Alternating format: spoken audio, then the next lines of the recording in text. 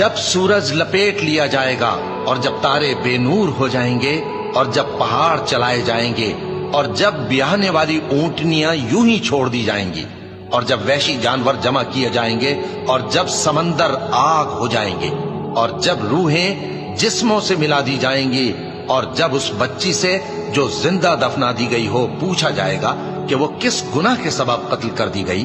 اور جب اعمال کے دفتر کھولے جائیں گے اور جب آسمان کی کھال کھینچ لی جائے گی اور جب دوزخ کی آگ بھڑکائی جائے گی اور جب بہشت قریب لائی جائے گی، تب ہر شخص معلوم کر لے گا کہ وہ کیا لے کر آیا ہے۔